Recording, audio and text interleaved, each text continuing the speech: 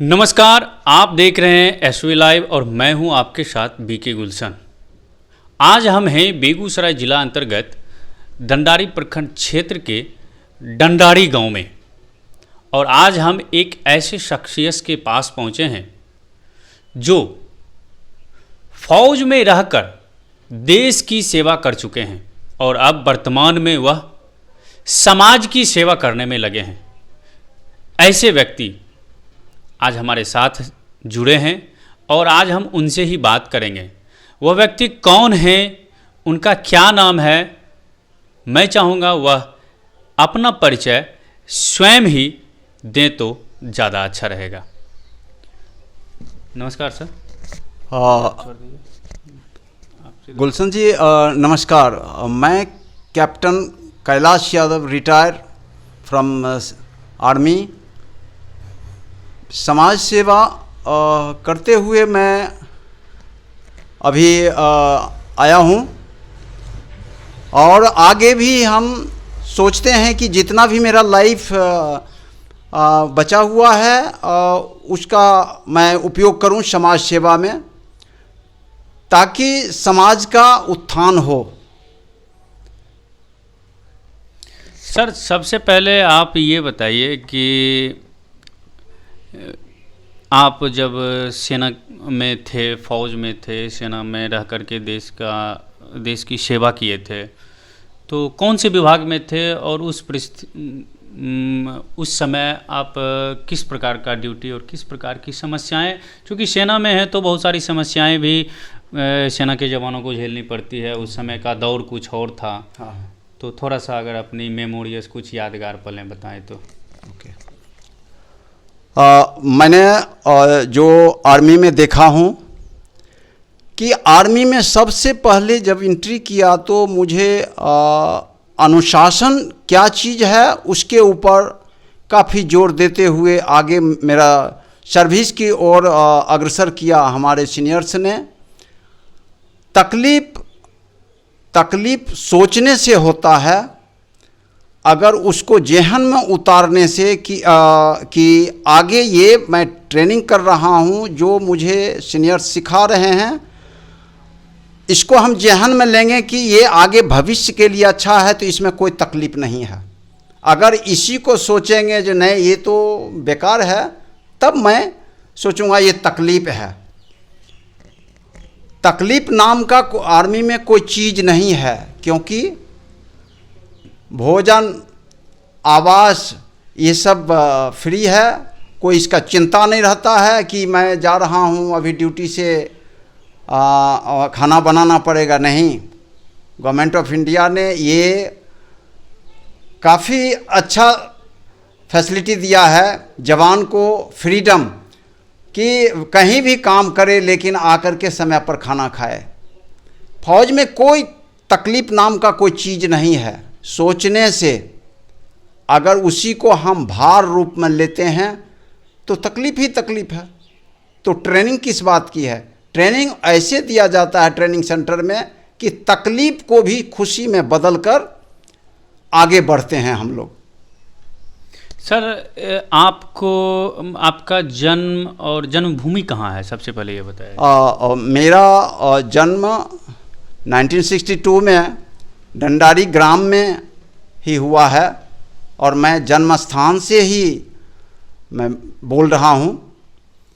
और आपकी जो प्रारंभिक शिक्षा दीक्षा थी वो कहाँ से थी? मेरा प्रारंभिक शिक्षा मध्य विद्यालय डंडारी से शुरू हुआ।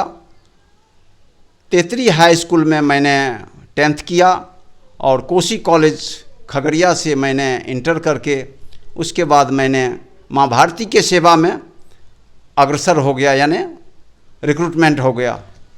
तो इस सर्विस की ओर जो झुकाव है, जो देश के प्रति, जो जवान के रूप में जो आपने सेवा किया, इसके प्रति झुकाव आपको मतलब अचानक कैसे? हाँ, कैसे सोच लिए थे कि फौज में ही जाना है? मैंने एक बार गांव से, उस समय तो साधन की कमी थी, पैदल ही बाज़ार गया था, लखमनिया मार्केट। तो मैंने देखा जो ट्रेन लगी हुई है, ट्रेन आर्मी की लगी हुई थी और उसमें सारे जवान जो भी सीनियर्स उनके थे सब बाहर निकले हुए थे। तो मुझे वो ड्रेस जो दिखाई दिया तो मुझे बहुत अच्छा लगा। मैं सोचा जो अपने जेहन में ही क्यों न इस ड्रेस को उतारूं। तो माँ भारती ने और परमपिता परमेश्वर ने सुन लिया कि माँ भारती के सेवा के लिए मुझे मौका दिए और मैंने जाकर के रिक्रूटमेंट हो गया। तो मैं एक छोटा सा इधर बताना चाहता हूँ कि एक मनुष्य जो कुछ करना चाहता है अगर दिल से वो दिल में अपने को उतार ले वो कर गुजरेगा। तो उसी प्रकार से मैंने फौज में गया और मैं खुशी खुशी से 30 साल 8 दिन सर्विस किया और खुशी से जो मेरा हायर रैंक था वो रैंक लेकर के आया हूँ। फौज में जो एक रैंक होता है और एक पद होता है, हर सेना में भी एक पद होता है, एक विभाग होता है, तो उसमें कौन सा विभाग रहा आपका? मेरा core of signals communication department रहा। हर समय मैं कम्युनिकेशन में ही रहा और वहीं से जो भी चीज़ मिला है, पद है या जो भी चीज़ है वहीं से मिला है। और आगे जो भी मैंने आर्मी में सीखा था, रिटायर होने के बाद भी मुझे उसी अनुशासन के अनुसार भाभा एटॉमिक एनर्जी का एक डिपार्टमेंट है जो हैदराबाद में है, उसमें मैं कार्यरत हुआ और उसमें भी माँ भारती ने अच्छा पोस्ट दिलाए कि मैं साइट एक्सपर्ट था। साइट एक्सपर्ट उसका था जो कि वो 30 मीटर टेलीस्कोपिक गामा रे के लिए बन रहा था, जो कि इंडिया का फर्स्ट और वर्ल्ड का सेकंड बन रहा था। उसका स्थान लद्दाख में हैनले नाम का एक जगह है, लेह से 300 किलोमीटर दूरी पर है और चाइना बॉर्डर से 15 किलोमीटर पीछे है। उस जगह रह करके मैंने उस प्रोजेक्ट को पूरा किया। जहाँ तक जानकारी मिली में आया है कि जब आप उस दौर में जब आप देश की सेवा में लगे हुए थे, सेना के कार्यकाल में थे, तो शायद किसी वॉर के दौरान आपको मतलब गोली वोली भी लगी है। यस गुलशन जी, 1987 15 अक्टूबर 1987 को मुझे मौका मिला श्रीलंका जाने के लिए।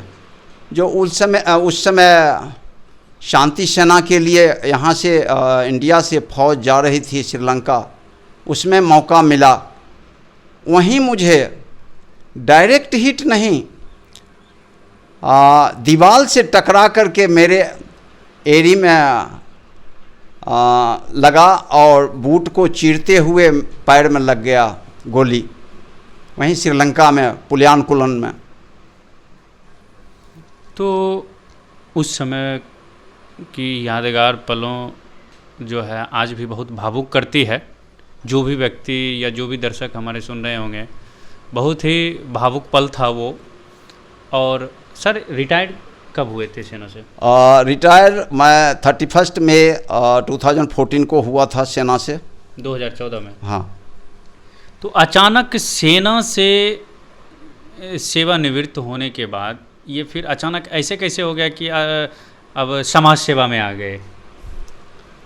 चूँकि इस समाज को मैंने बहुत ही छोटी उम्र में छोड़ करके गया था।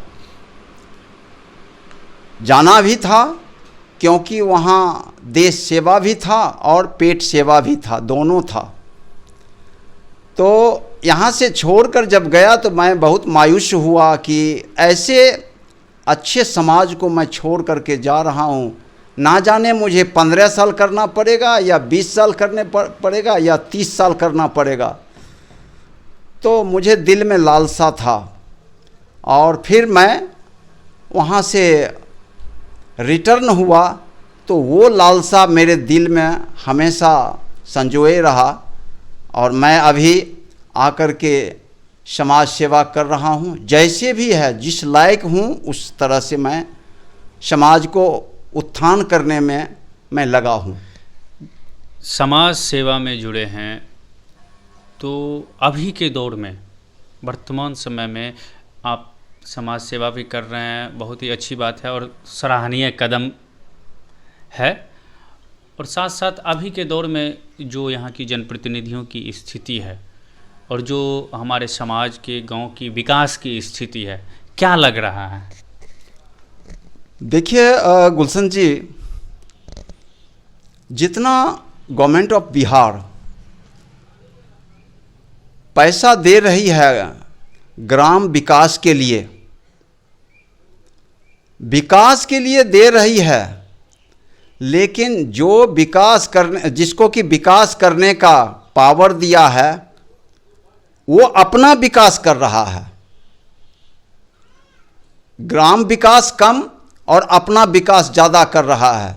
आज मैं कुछ ऐसे कुछ उदाहरण अगर आपके पास हैं तो। हाँ, जैसे कि चौराहे पर डंडारी स्कूल के पास एक नाला बना है, जो कि वो चौक से लेकर के बहाव होना चाहिए सरकारी गड्ढा के तरफ पूरब, बट वो पूरब से पश्चिम की ओर ही पानी आता है। एग्जाम्पल के लिए देखिए, अभी भी जल जमाव है। हमने जब आया यहाँ तो जहाँ जहाँ भी मुखिया और मुखिया प्रतिनिधि जो भी काम किया है, मैंने काफ़ी त्रुटि पाया।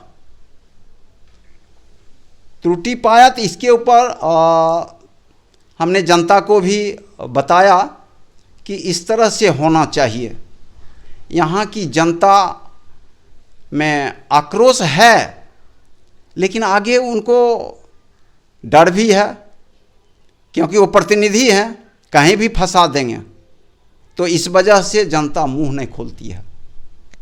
अच्छा, आप अभी गांव में हैं और जिस पंचायत में, आपकी पंचायत के भी मुखिया होंगे, तो क्या आपके पंचायत में लग रहा है कि आज वर्तमान में कुछ विकास हुआ है? देखिए, विकास जहाँ होना चाहिए वहाँ नहीं हुआ है। यहाँ का मुखिया वो काम चाहता है कि जिसमें उसका खुद का उत्थान हो।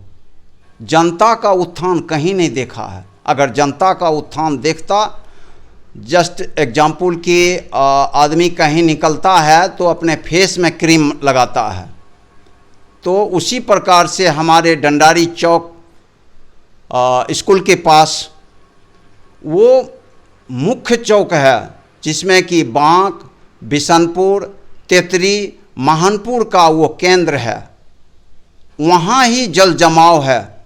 वहाँ से एक दो परिवार छोड़ करके, अपने अच्छे घर को छोड़ करके वो गाछी में बसे हुए हैं, इसलिए कि वहाँ जल जमाव है और सड़ जाता है, तो पैर उसमें डालने से पैर में फोड़ा फुंसी सब होता है। लेकिन मुखिया को क्या मतलब है? मुखिया तो बस जो भी किया उसका पैसा पास हो गया। नहीं तो जैसे देश सेवा के बाद फिर समाज सेवा में लगे हैं, और समाज सेवा भी देश सेवा से ही जुड़ी हुई है।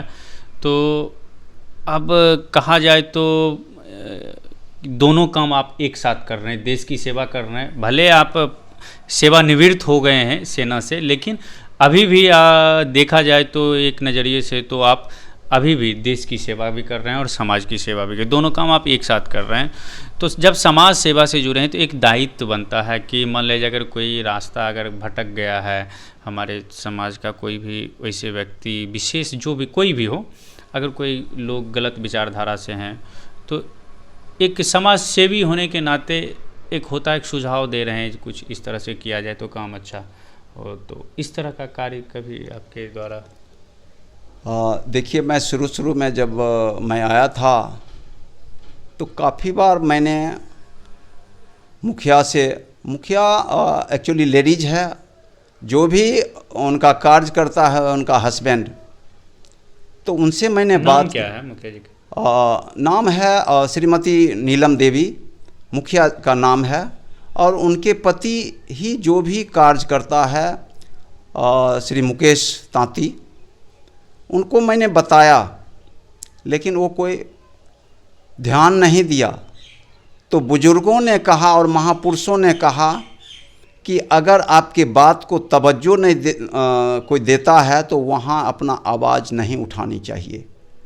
मैंने उसको छोड़ दिया और जनता से बताते रहा जो इस तरह से काम है। अब मान लिया जाए कि आप भी छोड़ दिए, फिर इसी विचारधारा के कोई और लोग आएंगे, वो भी कहेंगे अब हमारी बात को अगर वो नहीं मान रहे हैं, तो इस तरह से धीरे धीरे बहुत सारे लोग आएंगे, छोड़ते जाएंगे, तो ऐसे में तो विकास तो ना के बराबर ही ना होगा। देखिए गुलशन जी, छोड़ने का अर्थ यही हुआ कि मैं हार्ट पेशेंट हूँ और मैं उसको बताने के बाद मेरा ट्रीटमेंट चल रहा है कमांड हॉस्पिटल लखनऊ से, तो मैं वहाँ चला गया और लॉकडाउन हो गया। तो नियर अबाउट लॉकडाउन तो 1 ईयर रहा, तो मैं ज़्यादातर वहीं रहा। वहाँ से फिर यहाँ आते थे, फिर चले जाते थे। तो इस वजह से मैंने अपने आप को बोला जो छोड़ दिया, लेकिन मैंने छोड़ा नहीं, समाज को प्रेरित करते रहता हूँ और करते रहा हूँ। तो कुछ काम अच्छा भी हुआ है, जिस तरह से हमारे घर से नज़दीक भी ही चौर के तरफ एक रोड गई है, उसमें पूरा निगरानी था मेरा। अब बहुत अच्छा रोड बना है वो। निगरानी होने के बाद कितना सीमेंट देना है, कितना एग्रीगेट देना है, कितना सैंड देना है, वो भरपूर दिया है। तो शायद 1 साल से ऊपर हो गया है। बहुत अच्छा रोड बना है वो। अच्छा सर, एक बात बताइए कि जब आप सेना में थे तब और अभी समाज सेवा से जुड़े हैं, दोनों में क्या फ़र्क लग रहा है? देखिए, आकाश पाताल का अंतर है।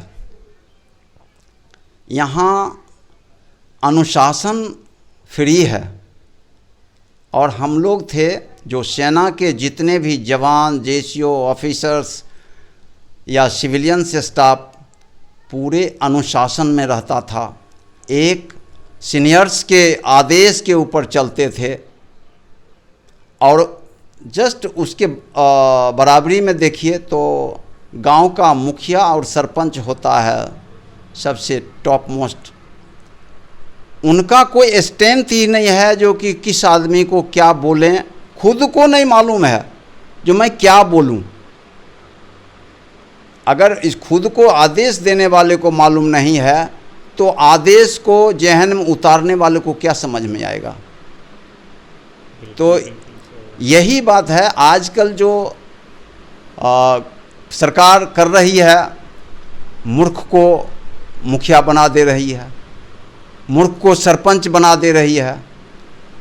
इसमें हमारे समाज को काफ़ी गिरावट आया है।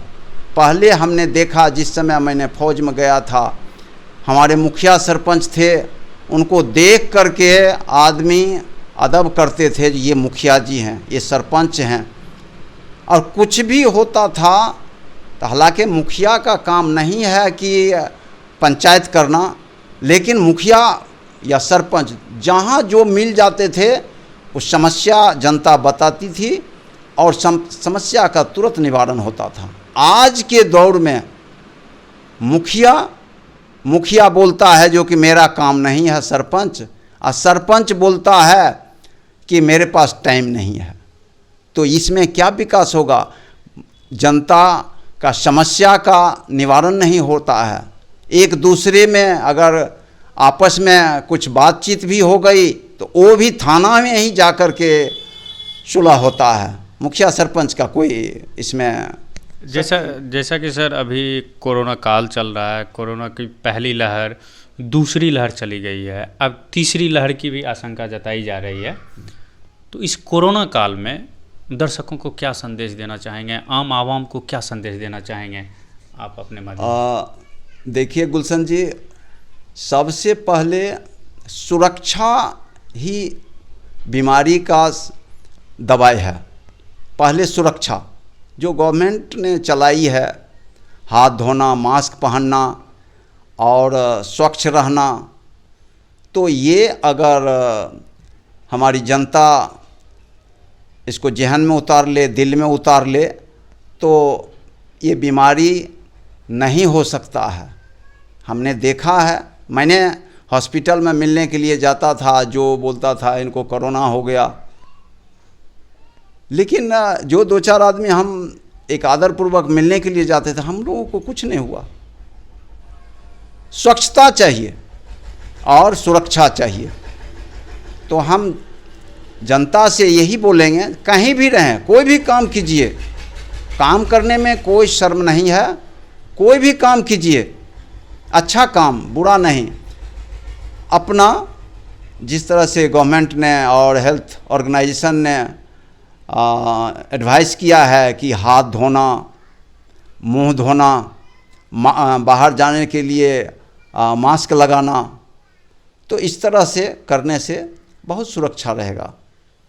बहुत बहुत धन्यवाद सर, आपने अपना बहुमूल्य समय आज हमें दिया है। इसके लिए हमारी टीम की ओर से और हमारी ओर से आपको बहुत बहुत दिल से शुक्रिया सर।